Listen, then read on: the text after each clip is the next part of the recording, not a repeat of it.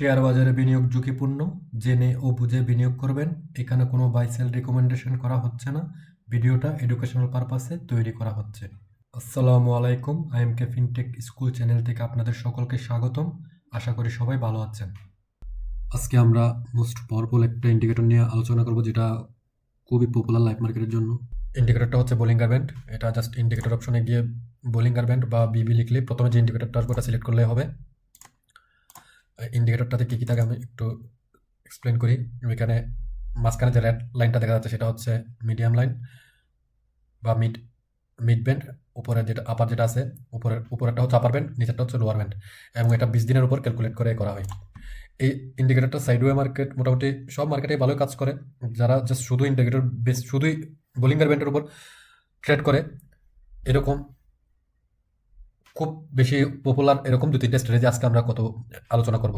এই ইন্ডিকেটরটা খুবই পপুলার এবং ভালোই কাজ করে। এটা সবচেয়ে বেশি যে স্ট্র্যাটেজিটা ইউজ হয় বোলিঙ্গার ব্যান্ডের ক্ষেত্রে সেটা হচ্ছে ফ্ল্যাট, স্কুইজ অ্যান্ড ব্লাস্ট। সেটা হচ্ছে যেমন আমরা যদি আমাদের ইন্ডেক্সের কারেন্ট সিচুয়েশনটা দেখি, প্রায় মার্কেট আজকে অনেক দিন ধরে এক জায়গায় সাইডওয়েতে এবং ফ্ল্যাট হয়ে আছে, এবং এটা আস্তে আস্তে কিন্তু ন্যারো হয়ে আসতেছে, যেটা স্কুইজ হয়ে। সো যে কোনো এক সময় এটা ব্লাস্ট করবে। সো যখনই ব্লাস্ট করবে এবং আপার ব্যান্ডের উপরে একটা ক্লোজিং ক্যান্ডেল পাওয়া যাবে এবং আদার্স কনফ্লুয়েন্স, ভলিউম বা অসিলেটর ইন্ডিকেটরগুলো যদি সাপোর্ট করে, এখানে একটা ট্রেড নেওয়া যেতে পারে। আরও কিছু বিষয় আছে, যেমন যখন লোয়ার ব্যান্ড একবার টাচ করে মার্কেট যদি আবার রিভার্সাল একটা কাউন্টার ট্রেন্ড দেয়, সেটা আবার আপার ব্যান্ড টেস্ট করে মিড ব্যান্ডে এসে সেটেল হওয়ার চেষ্টা করে। ওইখান থেকে যদি রিভার্স করে, সেখানেও কিন্তু মিড ব্যান্ড থেকেও কিন্তু একটা ট্রেড নেওয়া যায়। আরেকটা ট্রেড নেওয়া যায় সেটা হচ্ছে যখন প্রাইস অ্যাকশন কখনো বোলিঙ্গার ব্যান্ডের বাইরে হয় না। এটা দেখবেন যখন বোলিঙ্গার ব্যান্ডের বাইরে চলে যায়, হয়তো সর্বোচ্চ 2-3টা ক্যান্ডেল এটা বাইরে থাকে, এরপর আবার কিন্তু এটা ব্যান্ডের ভিতরে চলে আসে।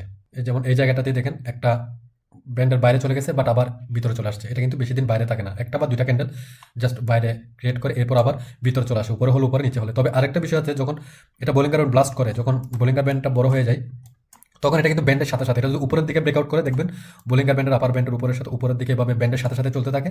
আবার নিচের দিকে যদি ব্রেকআউট করে, এটা লোয়ার ব্যান্ডের সাথে নিচের দিকে এটা চলতে থাকে। সো ওভারঅল তখন কিন্তু দেখতে হবে, কিন্তু যেহেতু আমাদের মার্কেট শুধু লংয়ে করা যায়, ট্রেন্ডটা কোন দিকে এবং ব্রেকআউটটা কোন দিকে হচ্ছে। ট্রেন্ড যদি আপ ট্রেন্ড হয় এবং ব্রেকআউটটা যদি উপরের দিকে হয়, তখনই কিন্তু আমরা বোলিঙ্গার ব্যান্ড ব্লাস্টটা কিন্তু আমরা লং করতে পারি বা ট্রেন্ড নিতে পারি। বাট এটা যদি নিচের দিকে হয় এবং লোয়ার লোক, যেমন এই জায়গাটাতে দেখেন, এটা কিন্তু এখানে ব্লাস্টটাও কিন্তু নিচের দিকে এবং ব্রেকআউটটাও নিচের দিকে, এবং দেখে ইমিডিয়েট সুইংটাও কিন্তু ব্রেকডাউন করে ফেলে। সো এখানে কিন্তু কোনোভাবে সুযোগ নেই ব্যান্ডের বাইরে আছে এটা দেখে কিনা ফেলা বা আবার ভিতরে চলে যাবে। সো এখানে কিন্তু ট্রেড নেওয়ার কোনো অপশনই নেই। হ্যাঁ, এখানে কিছু জায়গায় আপনি কাউন্টার ট্রেন্ড হয়তো T2-তে নিতে পারেন, সেটা কিন্তু ডাইভারজেন্স দেখে, বোলিঙ্গার ব্যান্ডের সাথে ডাইভারজেন্স। বোলিঙ্গার ব্যান্ডের ডাইভারজেন্স অন্যভাবে দেখা হয়, এটা বিশেষ করে অনেকটা ডাবল বটম, ট্রিপল বটমের স্ট্র্যাটেজির জন্য কিন্তু বোলিঙ্গার ব্যান্ডের লোয়ার ব্যান্ডটা ইউজ করা হয়। সেক্ষেত্রে কিন্তু ডিমান্ড জোনটা খুব ইম্পর্টেন্ট। এটা ইমিডিয়েট বা খুব স্ট্রং একটা অর্ডার ব্লক বা ডিমান্ড জোনের উপরে বা নিচে বা কাছাকাছি এই ডাইভারজেন্সটা হতে হয়, না হয় এটা কিন্তু কাজ করে না। সো আমরা যে আজকে টপ মেইন যে 3টে স্ট্র্যাটেজি আছে ওটা আলোচনা করব। একটা হচ্ছে স্কুইজ অ্যান্ড ব্রেকআউট, দেন আরেকটা হচ্ছে যখন ব্যান্ডের বাইরে চলে যায়, আরেকটা হচ্ছে যখন আপার ব্যান্ড টেস্ট করে আবার রিভার্স করে, এরপর রিভার্স করার পর রিটেস্টে এন্ট্রি। এই 3টাই আমরা আজকে চেক করে দেখব, এবং এডিশনাল হিসেবে একটা ডাইভারজেন্সের এক্সাম্পলও দেখব। এই জায়গাটাতে দেখেন বোলিঙ্গার ব্যান্ড বাইরের দিকে চলে গেছে, বাট পরের ক্যান্ডেলটা যদি দেখেন, এটা কিন্তু আমরা এনগালফিং ক্যান্ডেল পাচ্ছি। সো শুধু বোলিঙ্গার ব্যান্ড দেখতে হবে, আপনার প্রাইস সেকশনের চার্ট প্যাটার্ন এগুলো বুঝতে হবে। সেজন্যই আমি একটা কথা বলে থাকি, আপনি ব্লাইন্ডলি শুধু ইন্ডিকেটর দিয়ে কখনো ট্রেড করা পসিবল না। আপনার সাথে অ্যাটলিস্ট প্রাইস সেকশনটা বোঝা দরকার, এটা ট্রেন্ড কোন দিকে বা শর্ট টাইম ট্রেন্ড কোন দিকে, সুইং ব্রেকআউট হচ্ছে কি হচ্ছে না, সব কিছুই দেখতে হবে। সো এই জায়গাতে যদি দেখেন ব্যান্ডের বাইরে চলে গেছে এবং বোলিঙ্গার ব্যান্ড কিন্তু এই জায়গা থেকে কিন্তু আর বড় হচ্ছে না, এখানে কিন্তু এটা স্কুইজ করার চেষ্টা করছে, ছোট হওয়ার চেষ্টা করতেছে বোলিঙ্গার ব্যান্ড, এবং এখানে একটা এনগালফিং ক্যান্ডেলও পাচ্ছেন। সো আপনি এখানে এই জায়গাতে চাইলে যদি আপনি ডে টাইম ফ্রেমে যান, লোয়ার একটা ডে টাইম ফ্রেম আছে, লোয়ার টাইম ফ্রেমে যদি দেখেন এটা সাস্টেন করতে পারতেছে একটা, এটা ক্লোজিং এর পর আরেকটা 2টা ক্যান্ডেল, তাহলে কিন্তু এখানে ট্রেড নিতে পারেন। তাহলে এখানে আপনি ছোটখাটো একটা মোমেন্টাম পেতে পারেন, এখান থেকে এতটুকু একটা ছোটখাটো মোমেন্টাম পেতে পারেন। আরেকটা এক্সাম্পল দেখেন, আমরা যেটা বলেছিলাম আপার ব্যান্ড টেস্ট করার পর এটা কিন্তু রিভার্স করলো, রিভার্স করার পর এটা কিন্তু এখানে কিন্তু আমাদের লোটা, প্রিভিয়াস লোটা এখানে অনেক নিচে। সো আপনি যদি সেখানে যদি ফিবু দিয়ে দেখেন, এটা কিন্তু বরাবর গোল্ডেন জোনে এবং একদম ব্যান্ডের লোয়ার ব্যান্ডে কিন্তু এটা টাচ করলো। সো আপনি যদি এখানে একটা ট্রেড নেন, এখানে কিন্তু ভালো একটা মোমেন্টাম পাচ্ছেন। তারপর আরো আরো আরো আছে ডাইভারজেন্সের, এখানে অনেকগুলো ডাইভারজেন্সের এক্সাম্পল দেখা যাচ্ছে। ডাইভারজেন্সের এক্সাম্পলটা আমরা পরে দেখবো, এটা একটু অ্যাডভান্স লেভেলের। আমরা একটা স্কুইজ এবং ফ্লাডের এক্সাম্পল থেকে এই জায়গাটাতে দেখেন বোলিঙ্গার ব্যান্ডটা কিন্তু এই জায়গায় ছোটো হতে হতে অনেক ছোটো হয়েছিল, এখানে একদম ন্যারো হয়ে গেল, একদম ইমিডিয়েট ব্রেকআউটের আগে খুবই ন্যারো হয়ে আসলো প্রাইস অ্যাকশন। সো আপনি কিন্তু এখানেও কিন্তু আপনি প্রিভিয়াস যে এক্সাম্পলটা দেখলাম আপার ব্যান্ড ট্রাস্ট করার পর এবং যেহেতু লোটা নিচে কারেন্ট লোটা প্রিভিয়াস লোয়ের উপরে আছে, আপনি এখানে কিন্তু ফিউ অ্যাপ্লাই করেও কিন্তু এখানে ট্রেড নিতে পারেন। আবার এটা যদি মিসও করেন আপনি দেখেন এখানে কিন্তু আপনি বোলিঙ্গার ব্যান্ড ফ্ল্যাট স্কিউ এবং ফ্ল্যাট এই স্ট্রেজি ফলো করে এই ক্যান্ডেল আপনি এন্ট্রি নিতে পারেন এবং আপনি এই ছোটো মোমেন্টামটা ক্যাচ করতে পারেন। এখানে আরেকটা এক্সাম্পল আছে ফ্ল্যাট অ্যান্ড স্কুইজ, দেখেন এই জায়গাটাতে দেখেন ফ্ল্যাট হয়ে আসলো এবং স্কুইজ হলো, এখানে ব্রেকআউটটা দিল। সো এখানের থেকে ভালো একটা মোটামুটি মোমেন্টাম শো করলো।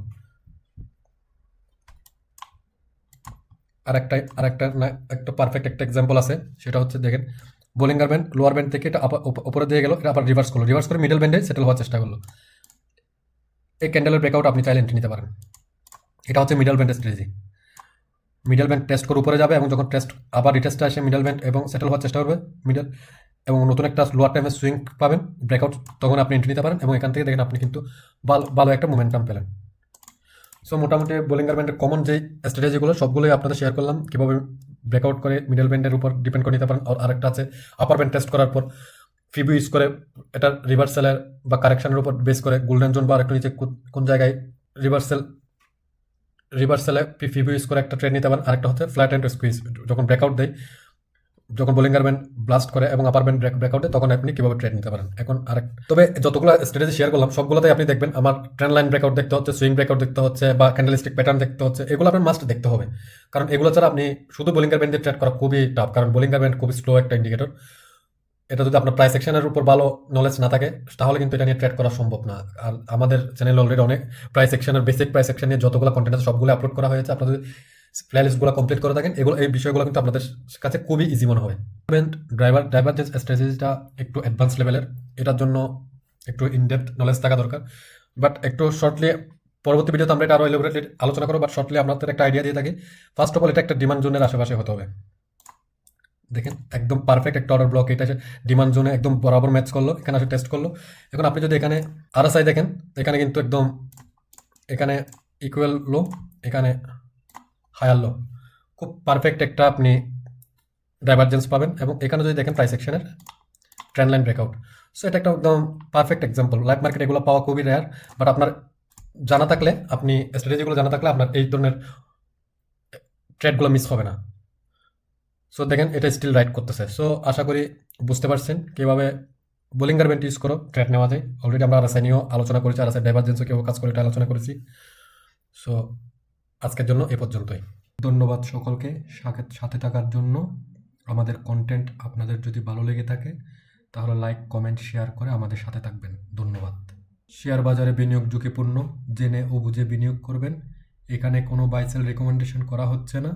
ভিডিওটা এডুকেশনাল পারপাসে তৈরি করা হয়েছে।